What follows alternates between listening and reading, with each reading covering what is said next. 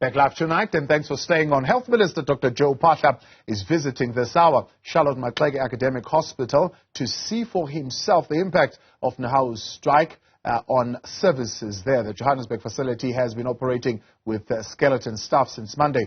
For more on this, we are now joined by Professor Rudo, Mathivha, as well as the head of she's the head of the ICU at the Hani Baragwanath Hospital and internal medicine head of the Department of Charlotte Maxeke Hospital, Professor Mahomed, also coming in on this conversation. Good evening, and thank you very much for your time and joining us tonight here on In Focus. Dr. Mathivha, let me begin with you. You have sounded the alarm and raised issues of a health institution that is on terminal decline in the Gauteng province. Has your letter received any attention either from the MEC for Health or from the Premier? If you allow me, let me start by rapping the media on the knuckles that you're just getting with the game now that things are going sensational. And I feel that is not right. The same goes for the minister. Our letter went out last Friday. The Nehawustrike didn't start this morning. The problem has been brewing since the workers were given a slave wages increase. And we have been warning about the collapse of the public healthcare sector. And to answer your question, our letter has not had any acknowledgement from anybody that it was addressed to, not in writing, not directly to us, the authors. And we've seen what are supposedly meant to be media releases, which are full of inaccuracies in attempting to address the problems we raised that are much bigger than just this strike. This strike is the eruption of the volcano. We have much bigger problems. We raised the problem of trying to cull the COVID contract posts that would have just demolished the human resource capital in the public healthcare sector, when the Minister of Finance and the Minister of Health had proudly mentioned in their speeches that these posts were going to be absorbed permanently in the staff establishments of different public health institutions. And now they're talking about just culling them. There's not enough budget. This is the same thing that was said when the salary increases last year were just unilaterally implemented at 3%. Yeah. During a very difficult period of time for healthcare workers that had worked very hard. So there has been a complete lack of leadership in the healthcare sector, a complete lack of stepping up to the plate when the kitchen was too hot. We don't know who's leading us. We don't know who's doing what.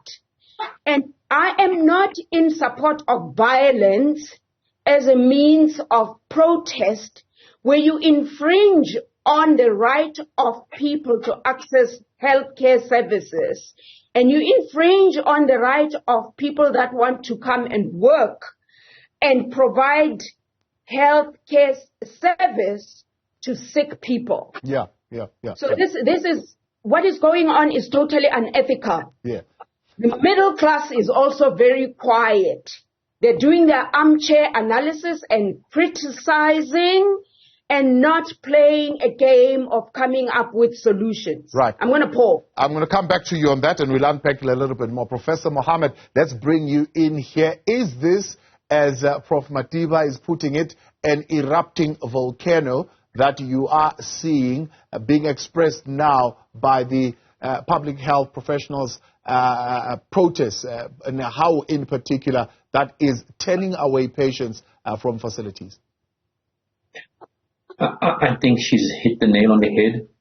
What we don't realize is this vulnerable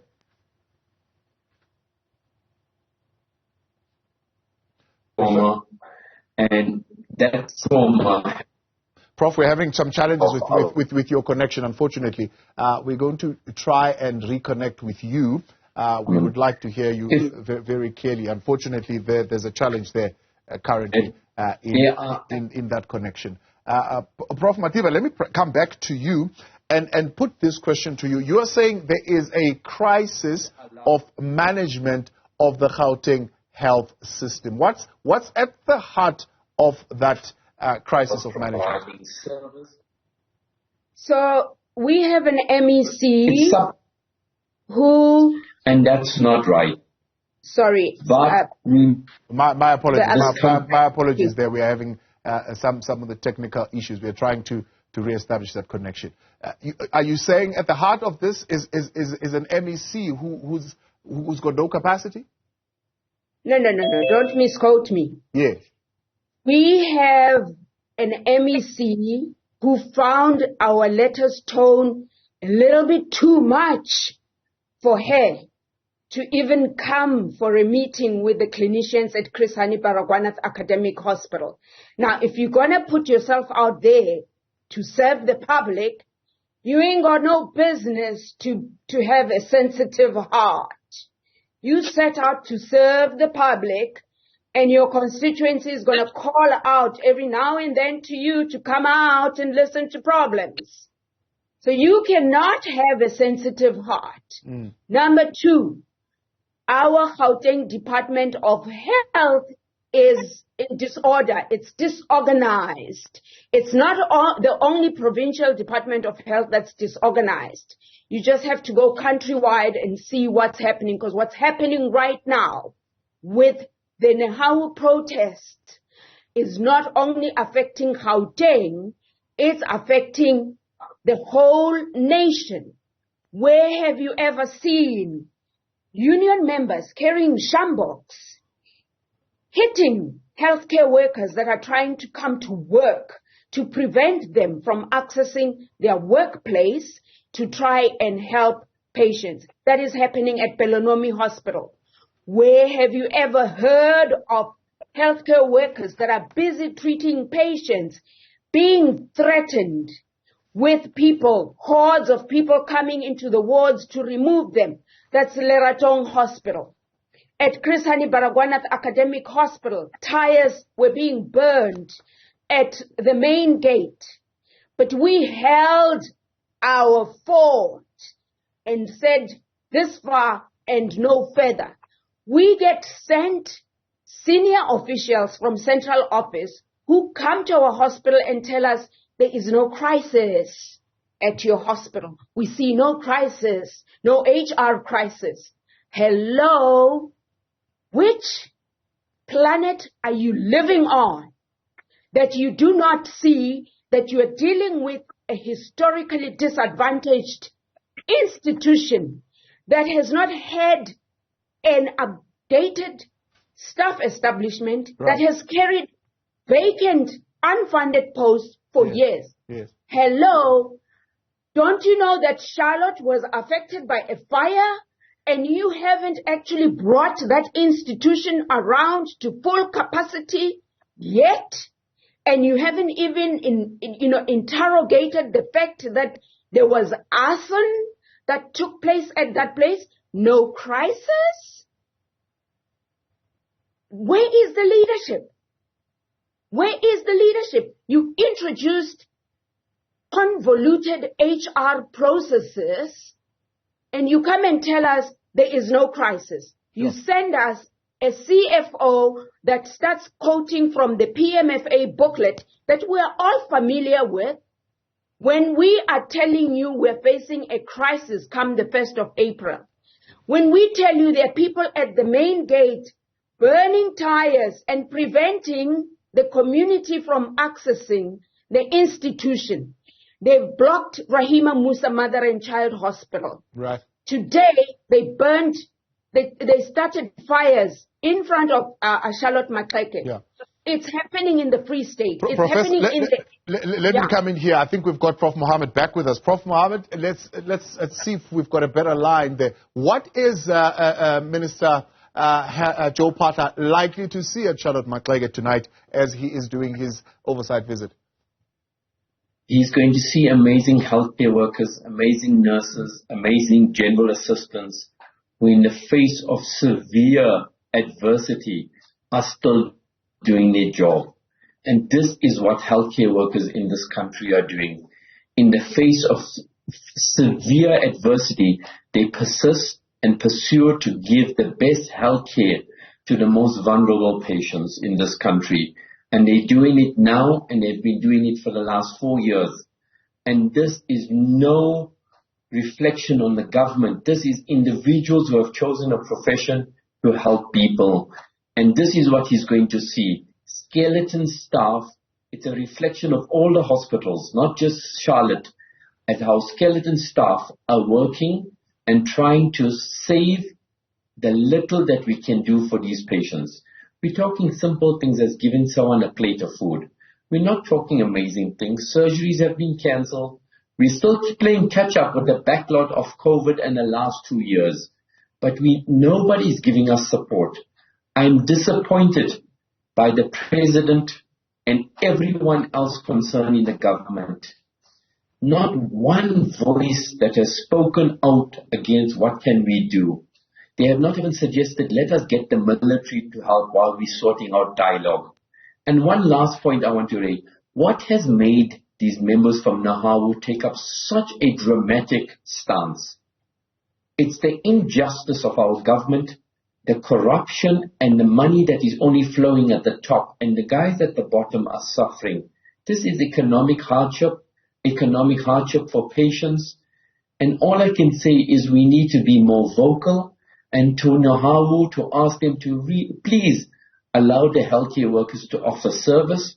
And there's not a single doctor or nurse who's not empathetic and sympathetic to where they're coming from. Our fight is not with Nehawu. Our fight is with the corruption of this government, and how can we make things better for the vulnerable patients in this country. Something has to change immediately. If this goes on another day, another hour, people are dying.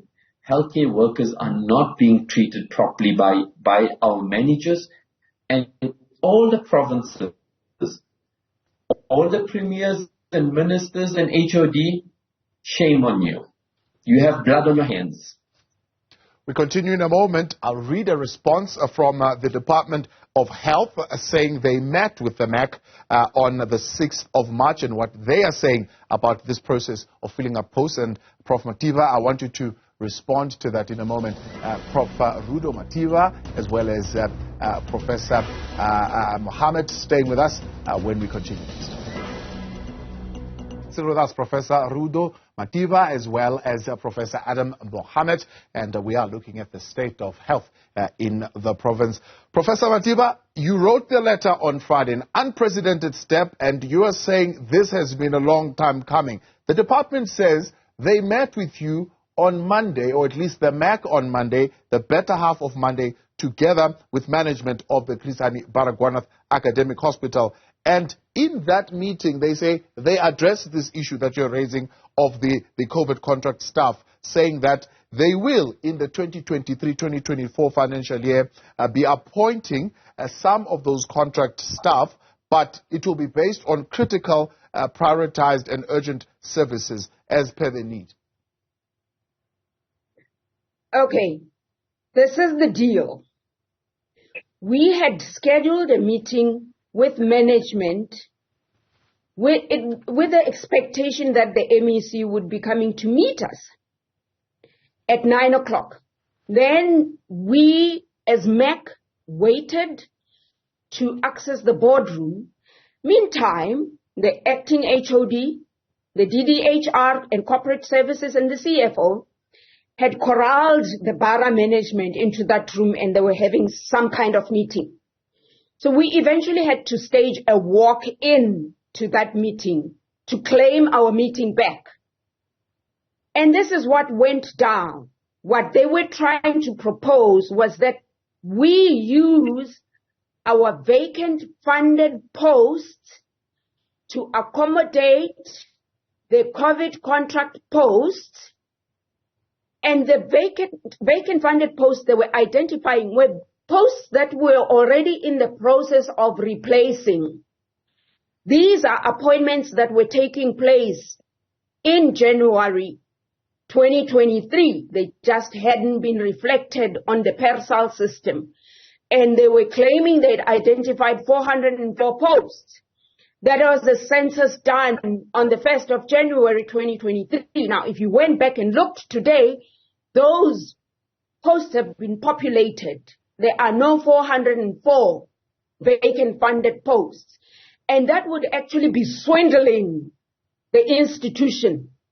You're basically saying use your own money to pay the contract COVID posts, the posts that we had promised that we would absorb with funds, therefore expanding your staff establishment. And we pointed this out. And we told them the contract COVID posts costs us 193 million rand, and that is what we're looking for to absorb those posts.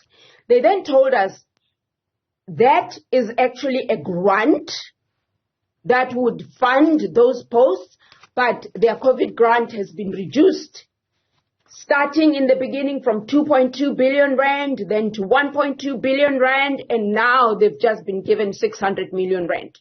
And we made a case for the cluster of hospitals that fall under Hani Baragwanath Academic Hospital. Yeah. They made a promise that they wouldn't compromise on critical clinical posts. That was very vague. They left without actually telling us how the 600 million rand was going to be distributed. Yeah. Now, to say that things were settled between MEC and Gauteng Department of Health is kind of stretching the truth quite a bit, not even a little bit. The issue was not settled.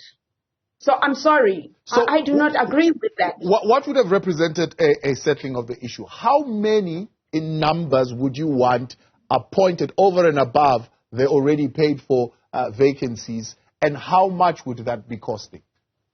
The contract COVID posts we have are 737, and these warm bodies have helped us carry the service load at our hospital. That doesn't mean we've got optimized HR capital at our hospital. They have just helped us carry the load, and we want all 737 posts absorbed. That is what the Minister of Finance said. They will be absorbed permanently. The Minister of Health said the same thing. They would be absorbed permanently. So are we to believe that when we give national speeches, we make empty promises? And this question I'm posing to the government, not to the ANC, to the government, because the government consists of all the parties that sit in cabinet. What are you telling South African citizens? What are you trying to do to public health services? Is your aim to decimate these services? Do the lives of the indigent people not matter in this country? Because you got to level with us. You've got to level with us. Professor Mohammed, this is not... Yeah, yes? let's bring Professor Mohammed here, speaking of the lives of indigent people. So the protest currently, it seems, and it's a drastic action, as you put it, that Nehawu has taken, is compromising the health of patients. Should the patients return tomorrow? What do you think should happen? This, as Nehawu is saying, is going to intensify their strike action. So I think I would make a personal appeal to Nehawu members and to other unions to say, please pause on the vulnerable patients. Allow the healthcare workers to go in. We understand where you're coming from. We're on your side. However, I think we're all in the same boat, and our responsibility is to patients. We have made a strong stance against the government, and we've highlighted our issues. And I'm asking for Nehawu to have a pause on the strategy of doing harm to patients' infrastructure in an already crumbling environment, and say to the government, I hope you've heard us. We shall review our strategy in a month's time. In the meantime, can we with immediate effect allow healthcare to start going again? Let's intimidate our colleagues. You guys are my friends. Don't intimidate me. Let's not intimidate patients. Let's give the most vulnerable patients the basic rights of care. And let's take our actions to the right people, the ministers, the HODs. Let's go and strike outside these places in a peaceful manner, and let's get everyone to support them. Doctors, go and strike with Nehawu in a peaceful manner. But I'm pleading for my friends, my colleagues in Nehawu, to please, let's give patients what they deserve. Let's respect our colleagues and healthcare workers, and let's all join and fight to get the ship of our country back flowing. And let's take the thing back to Gauteng Department of Health, to the premiers across the country, and to the president. And let's hold them accountable. We are holding the wrong people accountable, and they are paying with their lives. There's a lot of lies coming from everyone. I think Prof. Rudo is a bit more, is highlighting the issues about HR and COVID posts. It's all a bunch of lies, deception, and manipulation to try to confuse the public. There's no honesty in dealing with healthcare in southern Gauteng at least. And we are in fire, and the volcano has erupted. And a plea to the president. This is beyond the minister. Mr. President, please intervene. Listen to Nehawu. Let's stop people dying for no reason. COVID killed people for no reason. Now we are doing the same thing. We can call COVID is the government right now. They are killing our people and causing harm to our healthcare workers. And it's a plea to the government to please stop what they're doing, fight the corruption, put the money in the right place.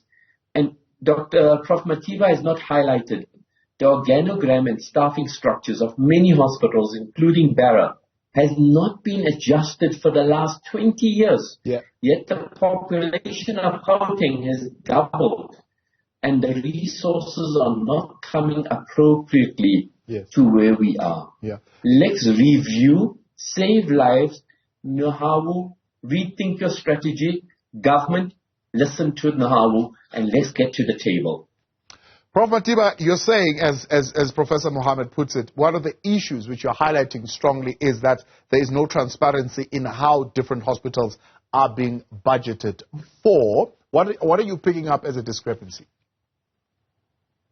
The previously black-only hospitals are still budgeted for on a historical basis.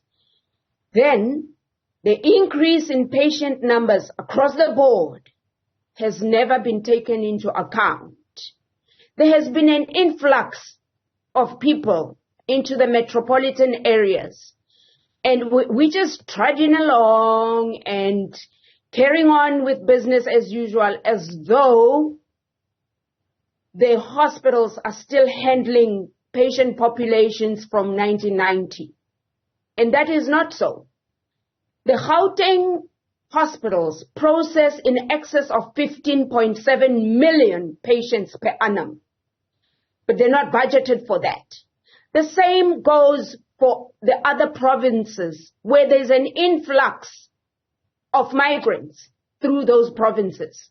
We're not adjusting the budgets. But we've just appointed a whole lot of deputy ministers for what? I don't understand what it is they're going to do. 2 deputy ministers per department. And maybe that is not my field of expertise, and I should lay off discussing that. But health is my field of expertise, and I need to fight for the public to get a basic right, constitutional right, that they deserve. And I also have to fight that the striking Nehawu people ease off with the shambok. Your shambok is not part of the instruments that you were given to come and do your work with. This is not what you use against your fellow workers to try and stop them from doing work. You don't leave elderly patients in orthopedic wards in Tshepong-Klerksdorp complex of hospitals without food for 2 days. That is inhuman. That is unethical. So, colleagues, Nehawu colleagues, let's back off. I understand why you are trying to negotiate for a higher salary increase. God knows I need it too. But we cannot do that at the expense of lives being lost. Minister Godongwana, listen to us. It is easy for you to just say there is no money. What increase are the ministers getting? Is it 3% unilaterally implemented? Let there be transparency across the board. Mr. President, lead us. Please show your empathy to the nation that you are leading. Minister of Health, you who draws the policy, health policies in the country, show up when the stuff has hit the fan. We need to see you. We need to hear you. And the provincial premiers and the MECs for health, you cannot go sensitive on us during difficult times. And please listen to the experts that are on the coalface. They know what they're talking about when they flag things that are going pear-shaped. This ain't no time to be playing ego games. This is the time for us to be putting things right in our country. The opposition parties, your medical aid is going to fail. And you will need that public sector. And if it doesn't exist, you are knee-deep in paradise. Because you ain't going to have anywhere to go for your health care needs. Right. Prof, appreciate your time. Thank you very much for coming on. Prof. Rudo Mathivha, as well as Professor Adam Mahomed. They're painting a picture for us of what is the state of our health here in the province and in the country.